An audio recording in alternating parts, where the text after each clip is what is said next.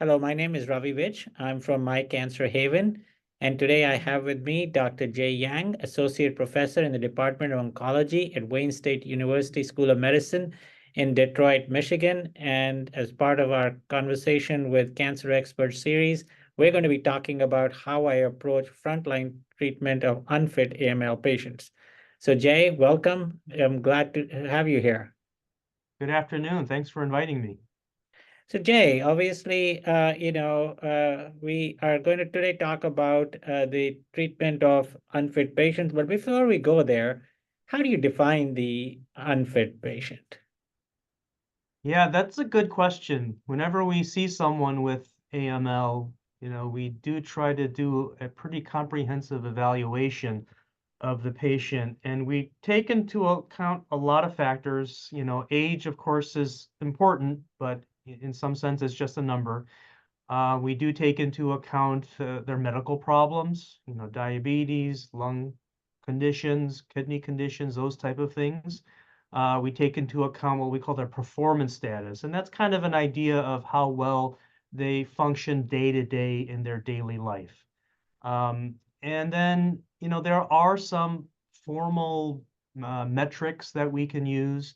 Um, Scales that you fill out forms and you plug in numbers to come up with a number. But usually we sort of globally evaluate the patient in the clinic as we see them. We take into account their lab values as well, kidney function, liver function, heart function. And all of those things combined, we sort of evaluate the patient and see whether they're considered, in this instance, fit or frail. And this illustration is a good one. And of course, most patients, while we do try to sort of lump them into a category of either fit or frail, we have to realize, though, many patients are probably somewhere in between. But in general, when we talk about fit or frail, we make this important distinction because the fitter patients are better candidates for intensive chemotherapy, and the frailer, older patients maybe are better candidates for less intensive therapies.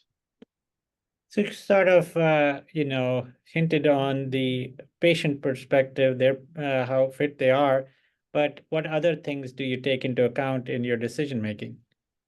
Yeah, I mean, the patient is one major part that we look at, and the second major part is the disease itself or the leukemia itself.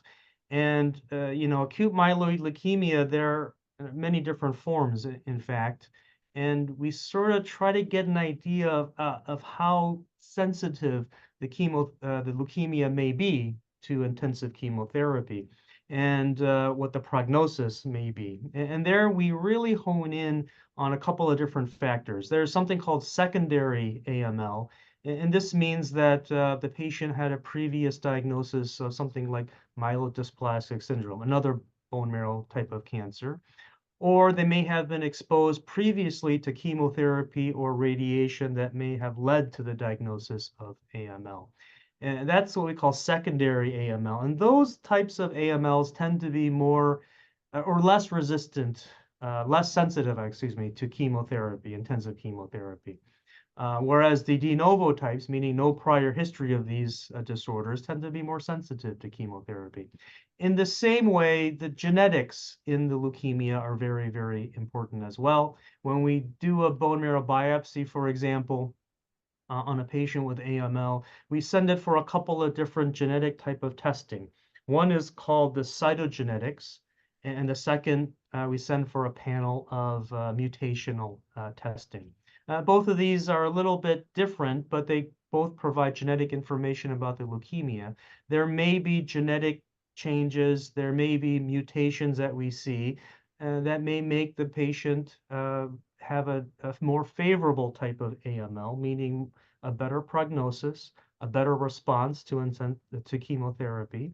And on the other hand, there may be a genomic profile that may make them adverse risk AML, a poorer prognosis, less responsive to certain types of chemotherapy. And of course, there will be patients whose leukemia is in the middle. So when we make decisions about treatment, when we assess a patient, when we sort of try to explain to them what the prognosis might be, we take into account both patient, features as well as disease-related features.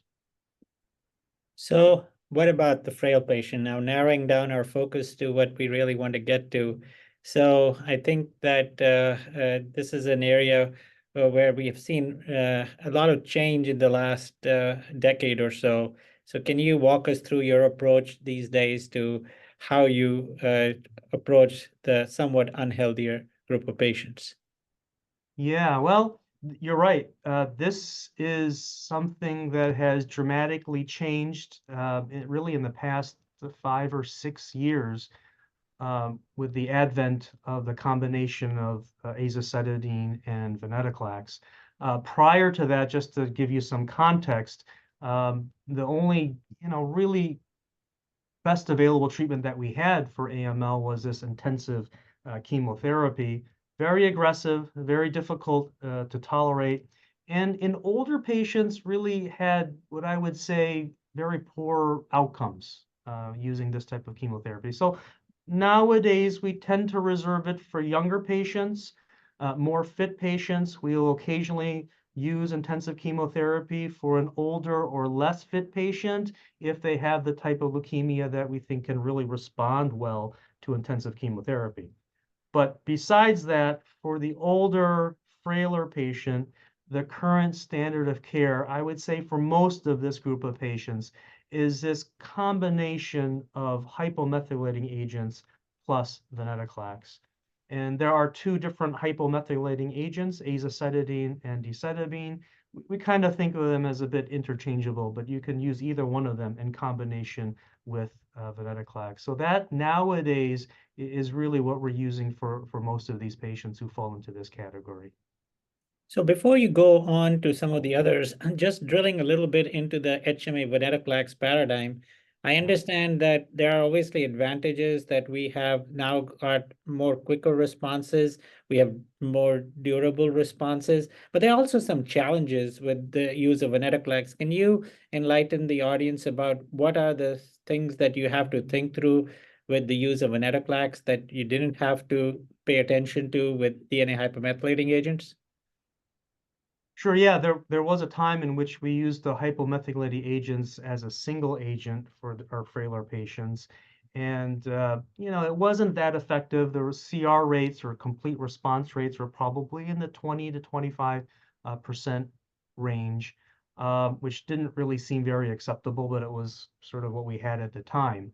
When we add venetoclax to hypomethylating agent, it potentiates the effect of hypomethylating agents. So the response rate increases dramatically, the complete response rate to this combination.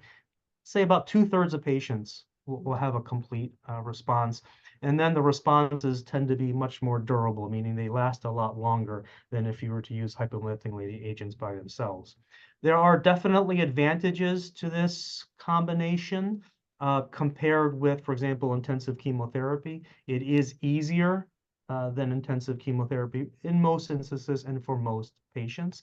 We can even often give this as an outpatient. I would say I do that for the majority of my patients. Um, and that results in a significant improvement in quality of life, I think, for our patients. There are a few circumstances that may provide a bit of a challenge when using this combination. The first is that, and this applies actually to all AML patients, but when you use this combination, particularly with venetoclax, there is a risk of something called tumor lysis syndrome, in which when you hit leukemia cells with chemotherapy, they may suddenly release a lot of uric acid into the blood, which can cause kidney failure. So we have to be careful, use mitigation strategies to prevent for that, monitor the labs very carefully, especially with the first cycle when we initiate the therapy. The other major issue with this combination is that it will result in what we call cytopenias or low blood counts. So your white blood cell count can get very low, and that can increase the risk of infections. And those infections can be serious, very, very serious, even life-threatening. The hemoglobin can get low, and that can cause a lot of fatigue. And the platelet count can get very low, and that can cause a risk of bleeding. So the blood counts have to be monitored fairly carefully, depending on sort of what the blood counts look like and what you're starting off with. Oftentimes, our patients will come in, 1, 2, 3 times a week, sometimes, to monitor their blood counts and to see if they need any transfusions. Fortunately, if you're very anemic, we can give you supportive care with red blood cell transfusions. If your platelet count is very low, then we can give you platelet transfusions. There's no such thing really as white blood cell count transfusions. So if the white count is very low, that will put you at risk for infection.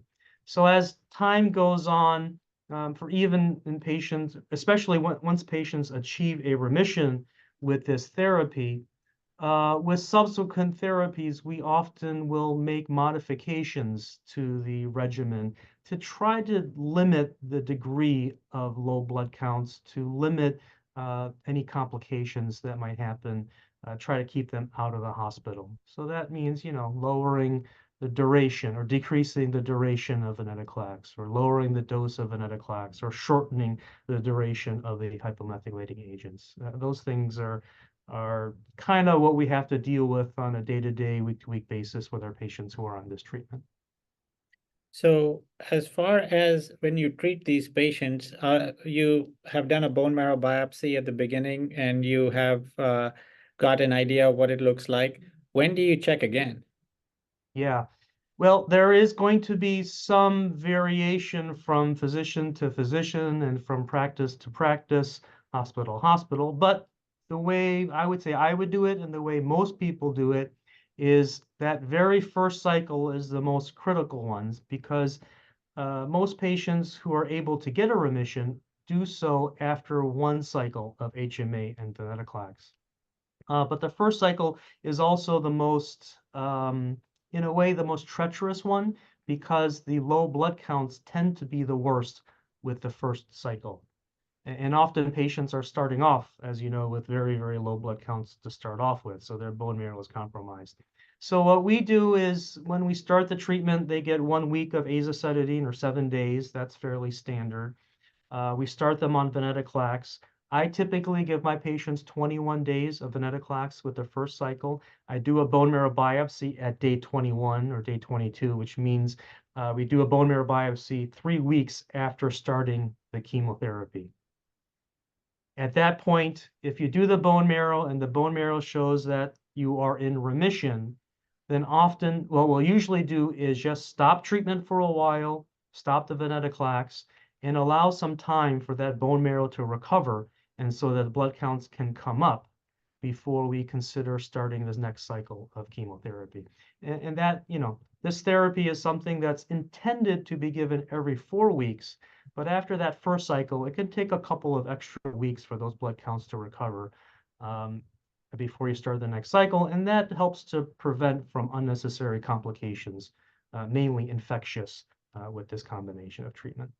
But this, I think, is a little bit of a change from the monotherapy days when we often used to go 2 cycles or more. And, I think that some have kept that thought process going and keep giving repeated cycles of Ven plus HMA without checking the day 21, day 28 marrow, even when the marrow is empty. And then, unfortunately, as you just said, could lead to some adverse consequences. Yes, I agree.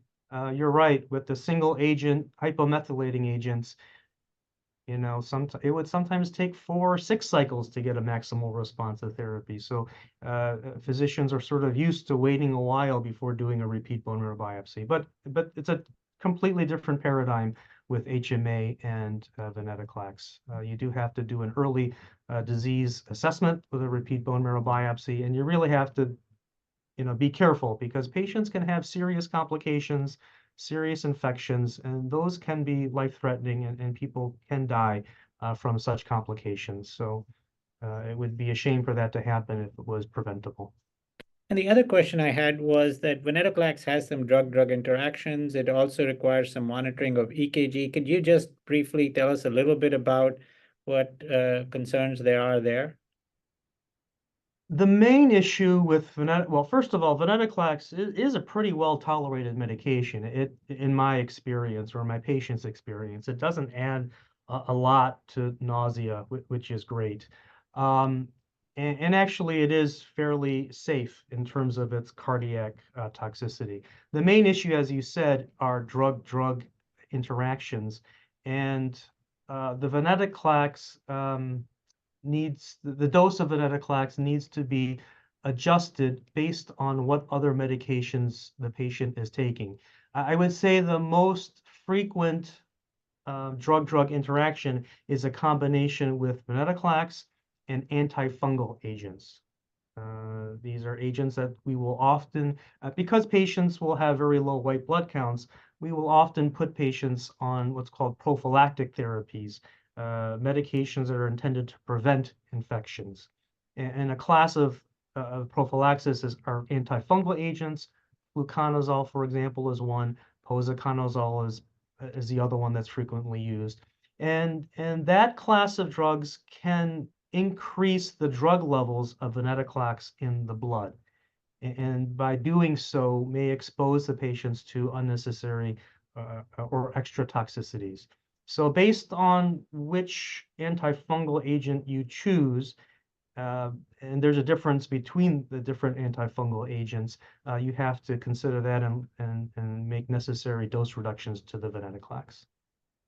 So then moving on to some of the other options that you have listed here on your slide, can you tell us about how these some of our targeted therapies are now being incorporated in your practice for the unfit patient? Yeah, there are a couple of mutations that we sometimes see in our AML patients that are potentially targetable, and that's one of the important reasons why we do next-gen sequencing or molecular testing or genetic testing on our patients' bone marrow samples or blood samples.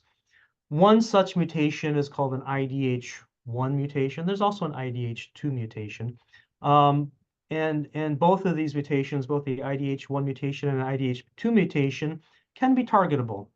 Meaning, for example, for patients whose AML has an IDH1 mutation, there is a drug called ivosidenib, which is an IDH1 inhibitor, and it's a targeted therapy specifically for that type of leukemia with that specific mutation.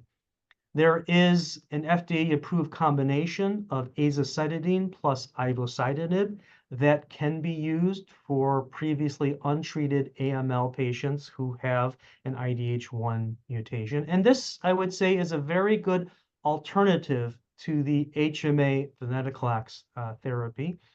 The nice thing about azacitidine and ivosidenib combination is that it doesn't have as much in the way of low blood counts, especially low white blood cell counts.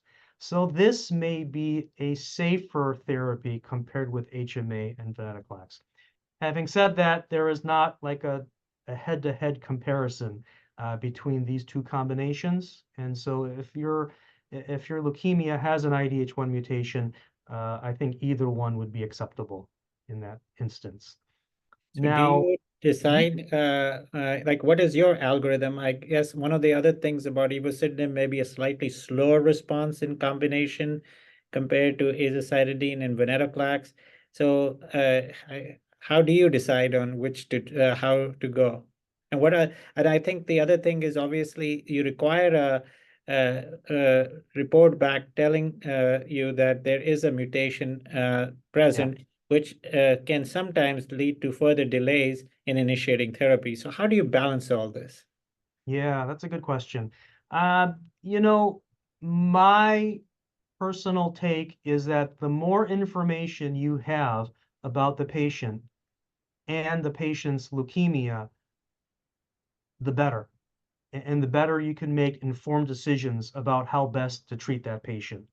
And you're right, though, sometimes this molecular testing can take up to 2 weeks, maybe sometimes even a little bit longer, depending on which lab it's sent to come back. And that can be challenging and that can be a little unnerving.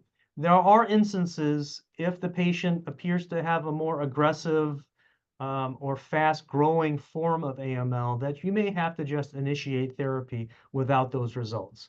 But I would say the majority of time, patients with AML, particularly the older patients, there's leukemia doesn't tend to be as fast-growing as some of the younger patients.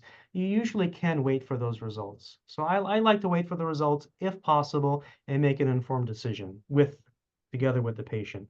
I will say that again, HMA plus venetoclax is the workhorse here. So most patients are going to get that therapy.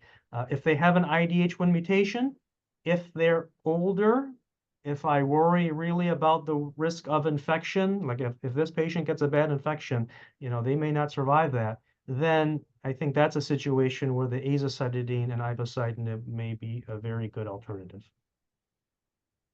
What about the other mutations?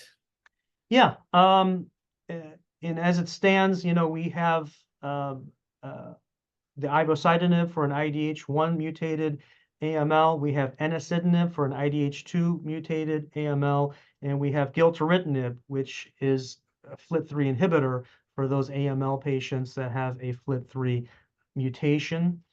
And those drugs can be combined sometimes with other drugs. They can be used often as a single agent by themselves if necessary. So usually, for the frailer patients, usually we start off with HMA plus venetoclax. And if they don't respond, or if they relapse, or if they have a good response, but then they relapse, then excuse me, then you can use these drugs as your next line of therapy. There is some data combining, for example, 3 drugs together, like HMA plus venetoclax plus ivosidenib for an IDH1 mutation, or HMA plus venetoclax plus gilteritinib if there's a FLT3 mutation. But that increases the risk of complications, and so we tend not to do that for the frailer patients. So what proportion of your patients, after they've had their frontline therapy, usually, as you said, with venetoclax and azacitidine being the workhorse, have a targetable mutation that you can try one of these targeted therapies for? Yeah, about 25% of AML patients will have a FLT3 mutation. There are 2 types. There's an ITD mutation and there's a TKD mutation. Most of the mutations we see are ITD mutations. So about a quarter. And then about up to 15 to 20% of AML patients will have either an IDH1 or IDH2 mutation that can be targeted. So what if you don't have one of these mutations to target and you've gone past venetoclax and HMA? That is a very difficult situation. And as it is right now, I would say that we don't have very good treatment options for that group of patients. So HMA and venetoclax is a very good treatment. It can work pretty well for for a majority of patients. But the problem that we have right now are, like you said, patients who don't respond to this therapy or stop responding to this therapy. Our options are very limited. And I would say in most instances, I end up not recommending additional therapy because I just don't think that the options that we have available are really benefiting the patient. This is a situation where we will often consider clinical trials because there are drugs that may be effective, but we have to find out how effective they are, and the only way to know is by doing clinical trials. What about the last 2 drugs there on this slide, glastigib and low-dose Ara-C? Yeah, these are 2 drugs that me personally, I rarely ever use. I've actually only used glasdegib on a clinical trial, for example. It is approved actually in combination with low-dose Ara-C. Glasdegib it's called a hedgehog inhibitor. But I would say most of us who practice leukemia on a day-to-day basis think that the combination of HMA plus venetoclax is much superior to the combination of low-dose Ara-C and glasdegib. So there's really not much of a role for this drug, at least in my mind. And then the other, and it's not a drug that has any activity as a single agent. And then low-dose Ara-C by itself, again, that's a therapy that has really fallen by the wayside. It was one of the therapies that were available, one of the few therapies that were available for our frailer patients, many years ago, 10 to 20 years ago, but I hardly ever use this therapy. Now, the combination of low-dose Ara-C and venetoclax is actually approved for AML, just like HMA plus venetoclax is approved. And there may be a couple instances where we might try that combination, but for the most part, we are gravitating towards a combination of HMA and venetoclax. And you have their transplant with a question mark. So what role, if any, does transplant have in the treatment paradigm of a frail patient? Yeah, you may find that a little bit strange that I put that there, but I put that there because, usually when we think about an older patient or a frail patient, we don't really usually think about transplant. But I wanted to mention it because transplant is uh, the only potential cure for this group of patients. HMA venetoclax is a good therapy, but even if it works well, it will stop working eventually. And so the transplant is a high risk, high reward type of procedure, but it can be curative. And there are some patients who, because of their disease, mainly the AML, may appear, and they are very frail at the time of their diagnosis. And you wouldn't necessarily consider them a candidate for intensive chemotherapy or even transplant. You wouldn't even think about it. But there is a possibility that you treat them. If they go into remission, then they can have a significant improvement in their performance status, in their day-to-day activities, and that might make them a transplant candidate. So it happens occasionally that a patient that you didn't think would be a transplant candidate at first becomes one later on. So I just didn't want to forget about that portion of it. So obviously, pharmacological intervention is key, but I think we cannot talk about AML without talking a little bit about what else goes into supportive care of these patients, especially in the early phases of their treatment. So could you just briefly tell us about what this all involves? Sure, yeah, we just touched upon this a little bit just briefly before, but these patients, especially like you said at the time of diagnosis, they can often have very low white blood cell count for a long time, and that predisposes them to infections. So we will often put them on prophylaxis type of medications to prevent infections. So antibiotics to prevent bacterial infections. Examples would be ciprofloxacin, levofloxacin, Bactrim, but there are others. Antivirals to prevent viral infections, mainly shingles, but maybe other types of herpes infections as well. And here, acyclovir or valgacyclovir are the most common examples. And then antifungals. I mentioned fluconazole before, which prevents fungal infections or garden variety fungal infections, I would say. But these patients can also be at risk for what's called invasive or more serious type of fungal infections with a class of infections called mold infections. And there's a special type of antifungal that we sometimes will use. A good example would be posaconazole. And we often use posaconazole for our patients as well. And again, that's the one that you really need to lower the dose of venetoclax if you're using that medication. We talked about prophylaxis also, or monitoring carefully for tumor lysis syndrome. That's part of supportive care. Patients will often require anti-nausea medication, so that's important. Constipation or diarrhea is possible with this chemotherapy, so we can provide medications to minimize those two symptoms. And then, of course, along the way, blood products and transfusions can be very important to maintain safe levels of hemoglobin and platelet counts throughout their treatment. Again, that typically is the worst with the first cycle. And if you achieve a remission, that tends to get much better with subsequent cycles. So what is the prognosis of these older, frailer patients? Yeah. This is dependent from person to person based on all the variables that we already talked about. So, it's hard to give an exact prognosis. It really does depend on their age, their medical problems. It also depends a lot on the mutations and the genetic risk profiles that we talked about before. So, it's a little bit hard to be very precise here.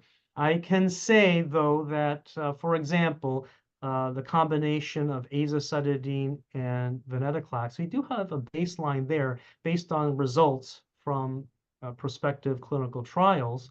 And the Viale-A trial was a seminal trial that proved that HMA and venetoclax was better than HMA alone. And that trial, with this combination, again, about 2/3 of patients were able to achieve a complete remission. And the median survival in the total cohort was about 15 months. But if you did achieve a complete remission, the survival was longer. It was closer to 2 years. And then if you had certain types of mutations, that prognosis could even be better. But then again, if you had other types of mutations, for example, a TP53 mutation is the worst type of mutation that you could see in an AML patient, then your prognosis could be much worse than that, actually. And before we wrap up, so how do you monitor these patients once you have had the opportunity to get beyond the first cycle? Are Yeah. you monitoring blood counts? Are you doing bone marrow biopsies? What other tests are you doing on these patients? Yeah, again, there's going to be some variability between practice to practice and physician, but once I have a bone marrow that tells me that the patient's in a remission, then for the most part, most of the monitoring is with blood tests. Once you achieve a remission, then the blood counts tend to come up to relatively normal values. You will then proceed with continuing the chemotherapy. Every cycle, when you give the chemotherapy, the blood counts will drop a little bit, but then they will come back, they will recover, and then you proceed with the subsequent cycle. So as long as the blood work looks good, and it does what you expect it to do, meaning recover after each round of chemotherapy, then I typically will not repeat the bone marrow biopsies during that time. However, if there is something that doesn't make sense, the blood counts drop more than I expected to, the blood counts don't recover as soon as I expect it to, and then I become worried that maybe, hey, there's a potential relapse that we're dealing with here, then that's when it's time to step in to do a repeat bone marrow biopsy to see if there's a relapse of the leukemia. If there isn't, that's great. If there is, that's a different story. The test on the right, or the picture on the right, describes something called MRD testing, which stands for, it used to stand for minimal residual disease. Nowadays, we call it measurable residual disease. And that's a way, for patients who are in a complete remission, that's a way of measuring the amount of leukemia at values that are not measurable on a routine bone marrow biopsy test. It's sort of a special test.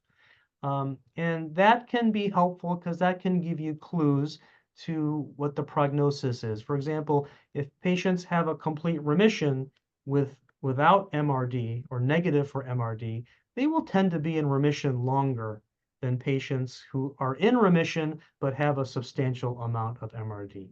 So it is prognostic, and it can sort of help you assess the patient's prognosis, even if they do achieve a good remission. The other question is, the standard right now is that if you're treating them with HMA venetoclax, you treat them continuously until the time that the treatments stop working, or until maybe the patients have complications and they can't tolerate the therapy. But the question has been raised, do we really need to continue their treatment on and on every month, for patients to benefit? And, there's some data that for patients who achieve a remission and have been on treatment, for example, for several cycles, sometimes patients some of those patients, if they had to stop the treatment for whatever reason, they tend to stay in remission for a long time, even after stopping the therapy. And those are probably the patients who have a complete remission without any measurable residual disease. So I wouldn't say that that's a very standard approach right now, but it is something that we're looking into, and it may become more popular to use down the road. So we talked about venetoclax sometimes being a little more difficult to tolerate with subsequent cycles. Do you manage to get the HMA and venetoclax both in for the period of time a patient responds, or do you often have to? You already said you often dose reduce or give shorter duration of venetoclax. What about the long term? Is venetoclax something you're able to carry through for years sometimes? Yeah, usually I would say that in my experience, we do struggle sometimes with low blood counts. We do make modifications, but by and large, most of my patients have been able to tolerate it pretty well without getting into serious complications from the therapy. So with those modifications, we are able to continue the treatment long term. So before we wrap up, what excites you about things that are coming down the pike? Are there things that we should be looking forward to in the treatment of the frail AML patient? Yeah, that's a tough question because we had this major breakthrough with HMA and venetoclax, and we're trying to figure out what's the next big breakthrough. You know, we've made some progress, like we talked about with some of the targeted agents, the IDH1, IDH2, the FLT3 inhibitors. But that next big breakthrough is a little bit unclear. There is a class of drugs called menin inhibitors, which are promising, but they're only really effective if the leukemia has an NPM1 mutation, and that's seen in about 25% of patients, or if they have what's called a KMT2A rearrangement, which is very rare actually, so that doesn't help most of our patients. So that is a promising drug that is making its way through clinical trials and seems very promising. The other avenue, again, is combinations of therapies. I talked a little bit about triplet combinations, combining three classes of drugs together. We're kind of a bit hesitant to do that in our older, frailer patients.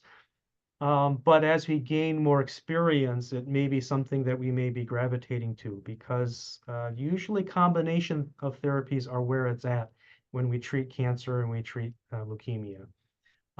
But, you know, we're still looking for that next big thing for leukemia, and that's why we do these clinical trials to find what's the next promising agent. We I'm need better sure there'll drugs. be many more to come, and I hope to be able to get back to you to tell us about these new things as they come to fruition. Yeah, that would be great. Well, thank you very much for being here today, and I look forward to talking to you again. Thanks, Robbie.